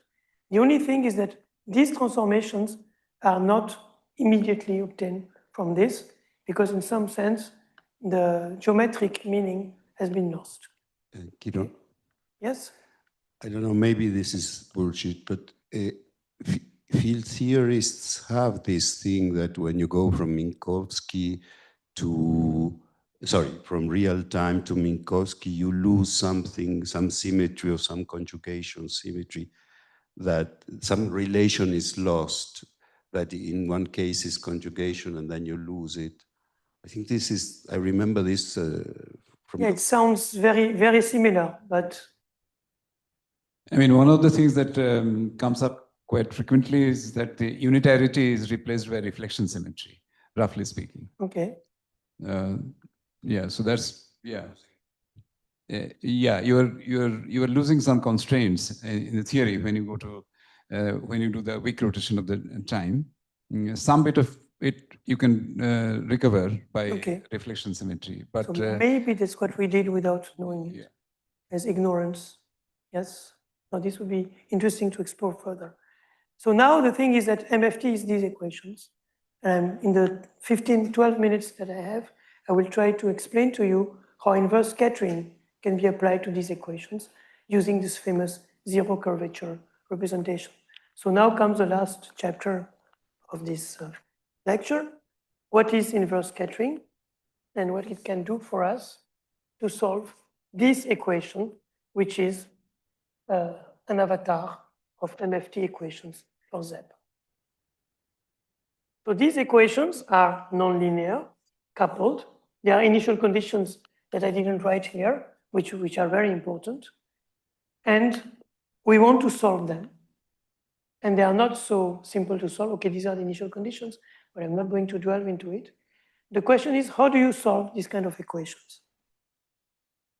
And the beautiful idea which emerged in the 70s is that these nonlinear equations appear as compatibility conditions in a system of two linear equations. You have a system of two linear equations which are overdetermined, and if you write the compatibility conditions between the system of overdetermined linear equations, these are the compatibility conditions. So this is what I'm going to tell you. So again, this is a modular thing, so forget about, just be Markovian. Just remember this equation and forget about what happened before. I want to solve these equations. They are nonlinear, coupled, they are complicated. But the thing is the following, is that suppose that I consider a vector psi, which is a kind of formal vector made of two components. Psi of xt is psi1, psi2.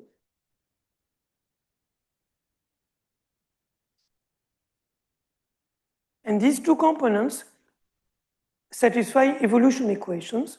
The first equation tells you how it evolves in space, and the second equation tells you how it evolves in time. And these equations are linear. So psi, this vector psi evolves in space with a matrix U and in time with a matrix V. The matrix U is given by this matrix. The matrix V is given by this more complicated matrix. And U and V involve small u and small v. Again, there's a clutter of notation. Capital U and capital V are not small u and small v, but they involve the functions U and V, which are here. Okay? Or they involve two unknown functions, I don't care, U and V. So what does it mean for this equation in blue, for example? I spell it out here. It just means that ddx of psi1, ddx of psi2 is minus ik psi1 plus v psi2, u psi1 plus k psi2. I'm just spelling out what it means here. Everybody's with me? Okay? Similarly, you could write two equations of psi1 and psi2, psi1 dot, psi2 dot is equal to blah, blah, blah, blah, blah, blah. Okay? These are linear equations. U and V are given functions. Okay? The point is that these two linear equations for psi1, psi2, they are not independent. I mean, ddt of the first one should be ddx of the second one. I mean, there's a compatibility condition. And if I take ddt of the first one, which means ddt of u psi, is du dt times psi plus u times d psi dt, but d psi dt, but d psi dt is v psi. Okay? So if I spell out the fact that ddt of the first one is ddx of the second one, and you do it, you will find these compatibility conditions for the matrices capital U and capital V. Is everybody with me? I think you can do it by head. Okay? It just tells you that U dot plus UV should be essentially equal to V prime plus VU, which is here. Okay? And this is what Ziga called rightly the zero curvature condition. Okay? So this compatibility condition between these two equations gives you this very nice equation that have to be satisfied by the matrices U and V. So in the matrices U and V, kappa is a parameter called the spectral parameter, and U and V, small u and small v, are unknown functions.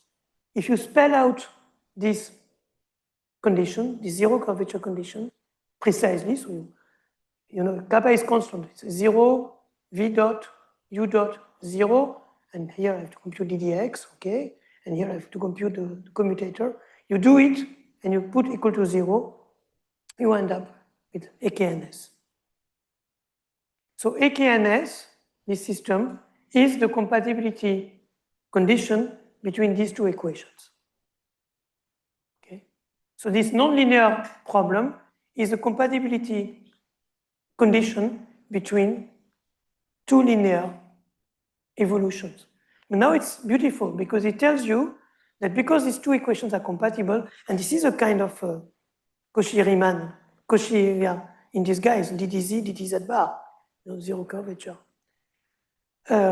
This tells you that if I want to know, suppose I know psi at a certain point and certain time, if I want to know it later and further apart, I can either involve in space first and then in time, or in time first and then in space.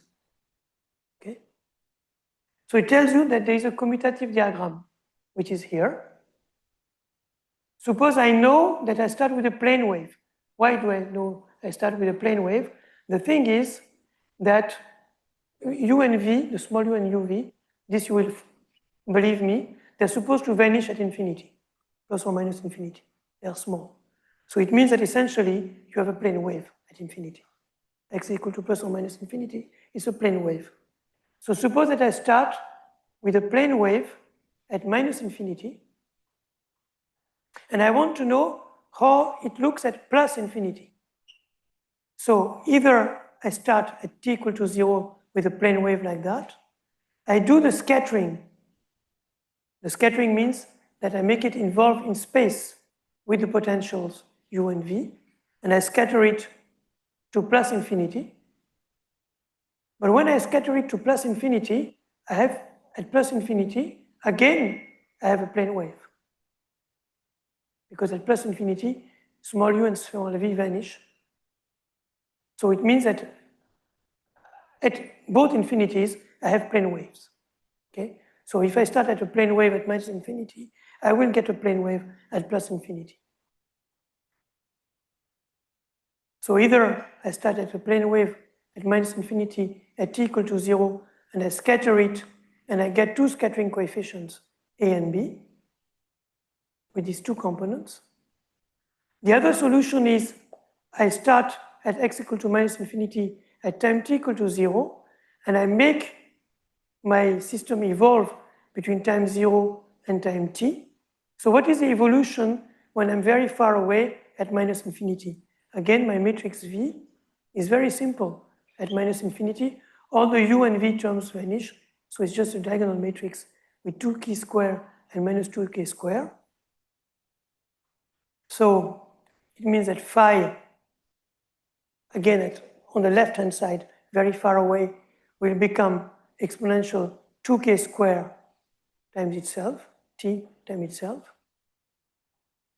So I have two possibilities. If I want to understand how a plane wave at t equal to 0, x minus infinity, looks like at the final time at x equal to plus infinity, either I scatter it at t equal to 0, I get a plane wave at x equal to plus infinity, and then I make a time evolution, or I make the time evolution first, and then I scatter it.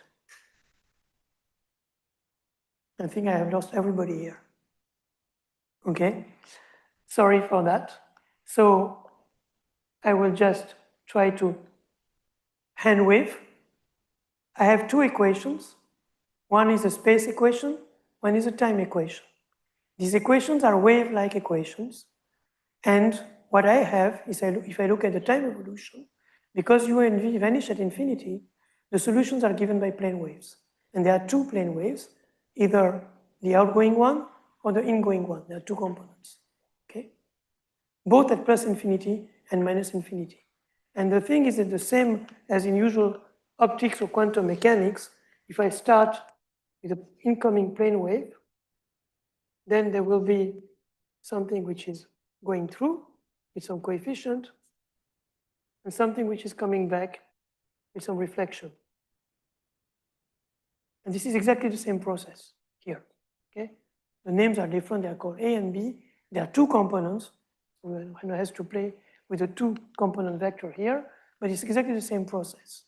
So the thing is, when I evolve in space at a fixed time, I just do my evolution and I have a given reflection and transmission coefficient at a fixed time t. Okay? That's my space evolution.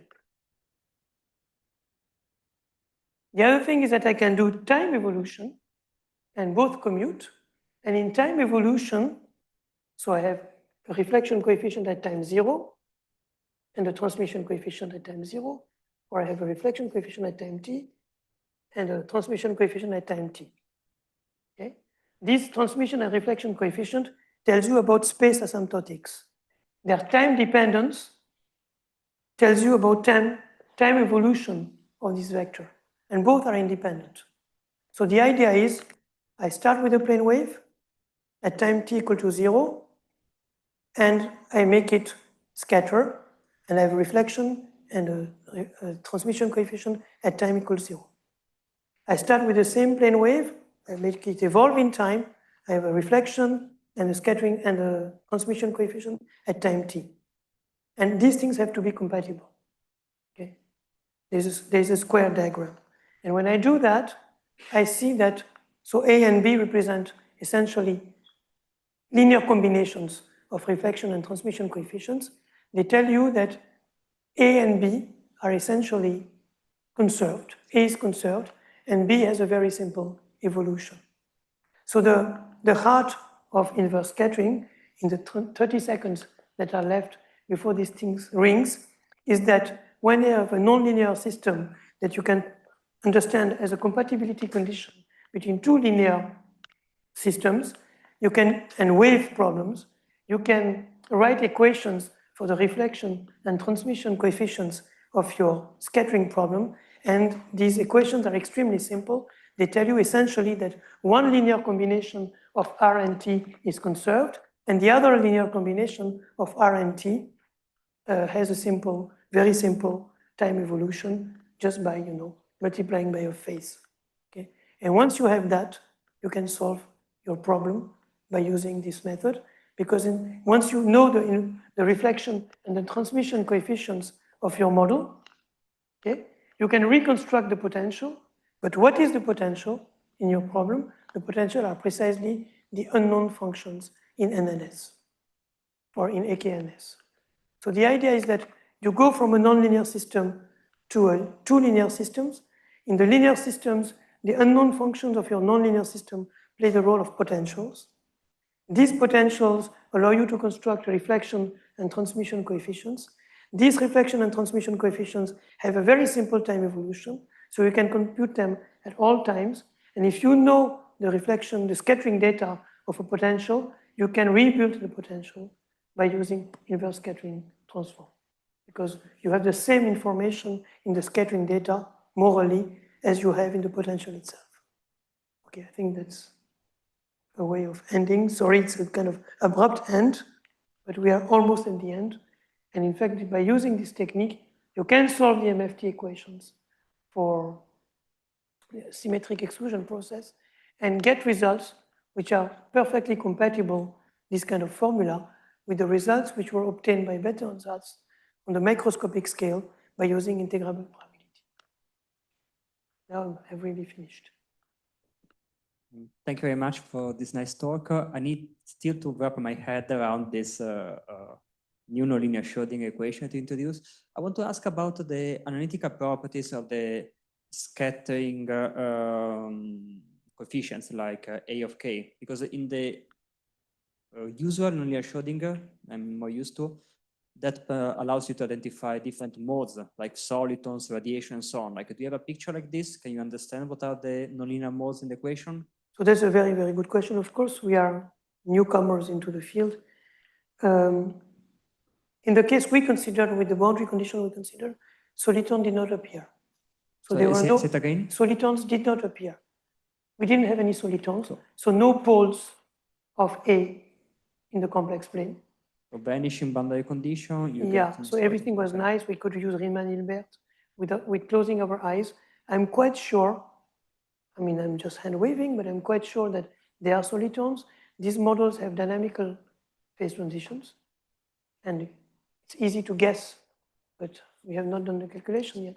So you expect the soliton? That soliton, the emergence of a soliton will signal the dynamical phase transition. It's almost trivial to say that. So you expect solitons, but you do not see them in the inverse scattering. In the calculations we did, because we did for some parameters, boundary conditions, they did not emerge. But if we force something that we didn't, if we change some parameter, at some point, some dynamical phase transition should appear. And I think at this point, the soliton will come out. But I'm just, making poetry in this level. Yeah, like in the repulsive nonlinear Schrödinger with vanishing condition, just have radiation. But if you have a finite boundary condition, you can have dark solitons, maybe.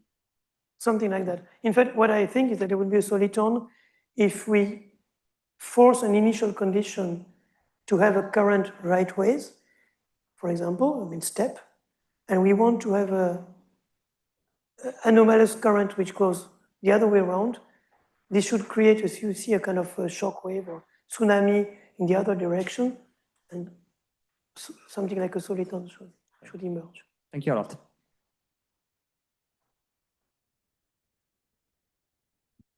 Yeah. Sorry, I think I got lost. So you emphasized that this I was a big problem, and that it was breaking integrability, and then you use inverse scattering.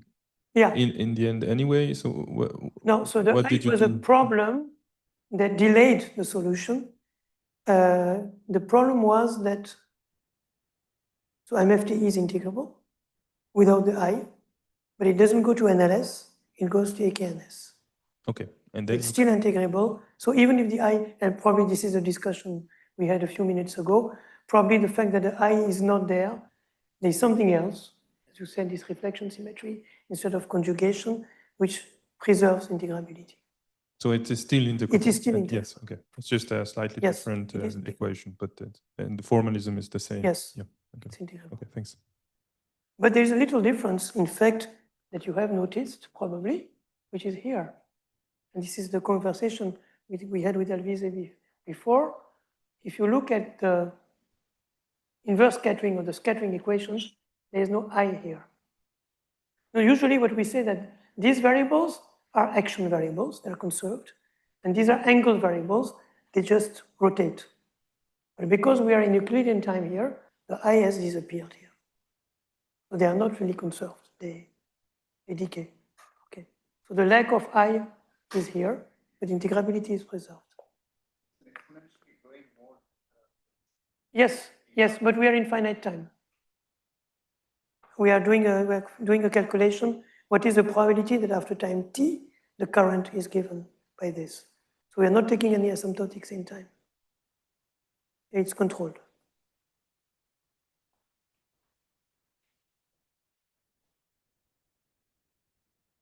Frenet-Serret mapping between this Frenet-Serret mapping between Landau-Lifshitz and NLS can also be understood as a gauge transformation at the level of the Lax operator. Yes. Can I also understand Yes. this mapping as a gauge transformation between the two Lax operators? Yes, in fact, yes. So this beautiful mapping I showed you is geometric, but of course it translates itself into a gauge transformation into Lax operators. This is explained in the book by Fadeyev and Tartajan, for example. And in the case of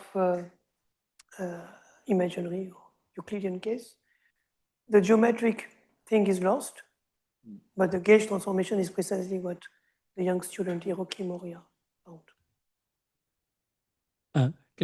Sorry, this may be somewhat related, but there is a non-local nonlinear Schrodinger equation, which can be written as coupled local Schrodinger equation subject to a constraint, something like PT symmetric constraint or reflection constraint, which is integrable. And it exactly looks like the coupled equations that you showed, I think with an I. So is there any connection with this? Because this is exactly what Gautam or Hore or what they're trying to say, I think. But there's some coupled equations with some symmetry constraint, which is known to be integrable. And this is by work by Ziad Musulmani and Ablovitz, actually. But I think it has an I. So, but it exactly looks like your system of coupled equations between U and V. So. Okay, I don't know. If you can show me this paper by Ablovitz, Musulmani, and Zia, I'll have a look.